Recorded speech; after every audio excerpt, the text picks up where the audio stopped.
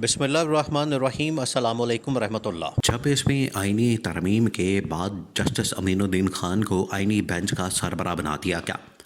सरबराह बनाने का मकसद ये था और हुकूमत के मंसूबा जो है वो काफ़ी देर से बना के बैठी हुई थी और ये कादी फ़ाइज़ ईसा ने ये जस्टिस अमीनुद्दीन खान को एक तोहफे के तौर पर हुकूमत के हवाले किया था कि अगर आपको किसी वक्त ज़रूरत पड़े मेरे जाने के बाद मेरी एक्सटेंशन अगर नहीं होती, तो ये कादी फ़ाइज़ ईसा ने पहले ही बता दिया था कि अगर मेरी एक्सटेंशन नहीं होती, मेरे जाने के बाद अगर आपको कोई अंदर जुडिशरी के अंदर अदलिया के अंदर कोई काजी चाहिए, काजी पार्ट 2 चाहिए, तो ये जस्टिस अमीनुद्दीन खान वो शख्स है, वो बंदा है, ये वो आदमी है जो मेरे यानी काजी पार्ट 2 के तौर पर काम करेगा।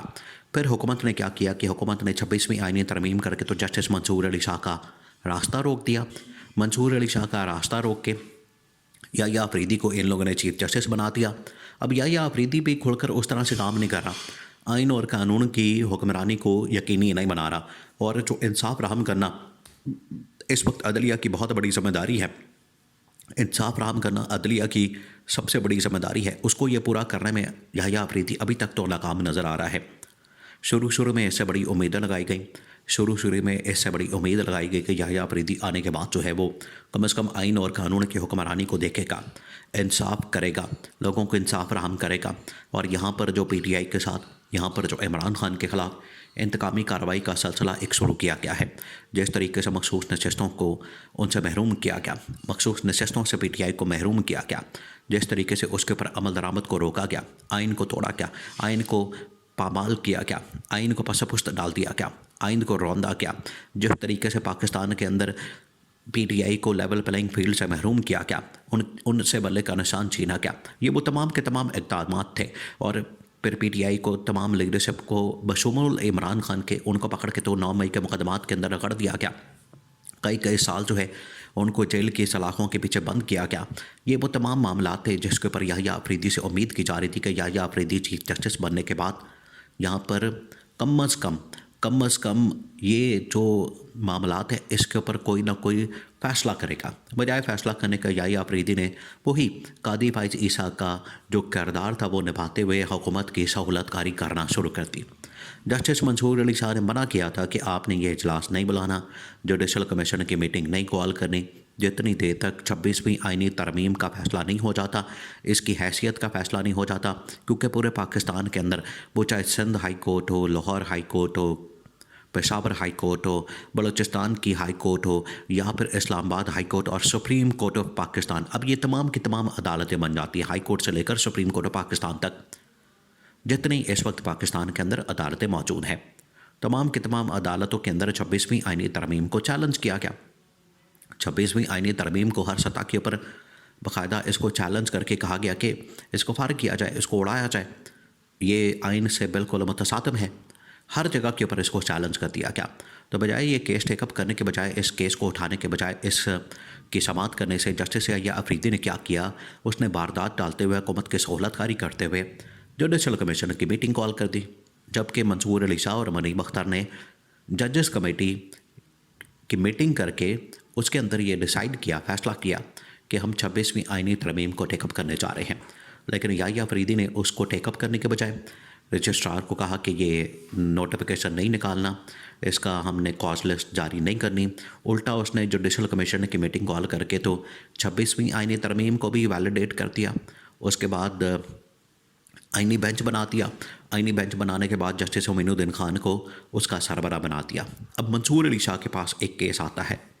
ये हफ्ता शुरू होते साथ ही जस्टिस मंसूर अली शाह के पास केस आता है और उस केस के अंदर वकला की जानिब से, सरकारी वकला, ख़ास तौर पर जो गवर्नमेंट के हुकूमती वकला हैं, उनकी जानिब से ये नुक्ता उठाया जाता है कि आप आईनी बेंच में बैठने की ताकत ही नहीं रखते, आईनी बेंच के अंदर बैठने का आपके पास इख्तियार ही नहीं है। तो मंसूर अली शाह इसके ऊपर गुस्सा कर गया। मंसूर अली शाह इसके ऊपर जो है वो तप गया। मंसूर अली शाह ने कहा कि ये आप किस हैसियत में बात कर रहे हैं, आपको ये किसने इख्तियार दिया है, आपने इतनी बात करने की जुर्रत कैसे की है कि आप मेरे ऊपर सवाल उठाएं। मैं जानता हूँ आईनी बेंच क्या है, मैं जानता हूँ आईनी बेंच की हैसियत क्या है। आईनी बेंच हो या ये वाला बेंच हो या वो वाला बेंच हो, एक ही सुप्रीम कोर्ट है, एक ही अदालत है। पूरी की पूरी अदालत से जो भी बेंच बैठेगा आईनी हो।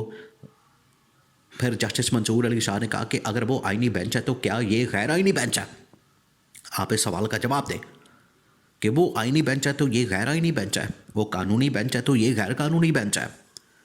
तो ये जो आपने हमारे ऊपर इतना बड़ा सवाल उठा दिया, आपने हमारे ऊपर इतना बड़ा सवाल लगा दिया, इतना बड़ा एतराज़ उठा दिया, इसकी ज़रूरत नहीं बनती थी। वहाँ पर जस्टिस मंसूर अली शाह ने हुकूमत को वाज़ेह तौर पर पैगाम दिया कि जो आईनी बेंच बन गया है, एक तो ये आईनी बेंच है तो बाकी क्या गैर आईनी बेंच है।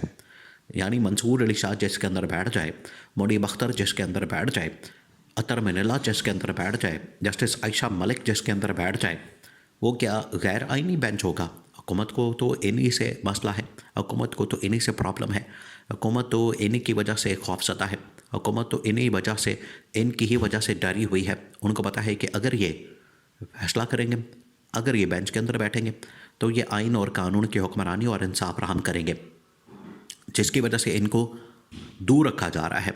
और अपनी मर्ज़ी के जजेस बैठा के, अपनी मर्ज़ी का बेंच बना के और तमाम हुकूमती, आइनी, रियासती और सारे मामलात जो हैं वो उनके सामने रखना चाहते हैं। और ये बाकी सुप्रीम कोर्ट के सामने मंसूर अली शाह या मुनीब अख्तर या बाकी जजेस के सामने वो 302 या प्रॉपर्टी के मुकदमात या इस तरह के छोटे मोटे मुकदमात रखना चाहते हैं, जबकि असल मसाइल है रियासती और हुकूमती। वो मसाइल जो हैं ये अपने मर्ज़ी के, वही जिस तरह से पहले बताया कि जस्टिस मोइनुद्दीन खान के सामने लगाना चाहते हैं। और जस्टिस मोइनुद्दीन खान कादी फ़ाइज़ ईसा का दिया गया तोहफ़ा है।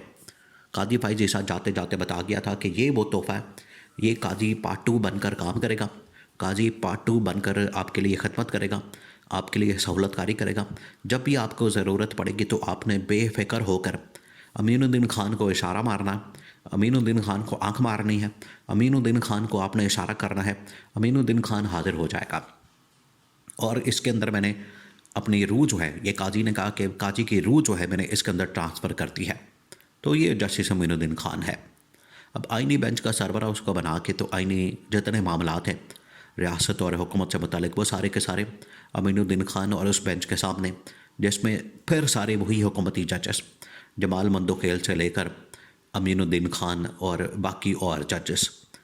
अगर इसके अंदर मुनीब अख्तर को डालते, इसके अंदर मंसूर अली शाह को रखते, इसके अंदर अतर मिनल्ला को रखते, जस्टिस आयशा मलिक को रखते, तब पता चलता इस बेंच की इंडिपेंडेंस का, आज़ादी का, या इस बेंच की असली पावर का पता चलता।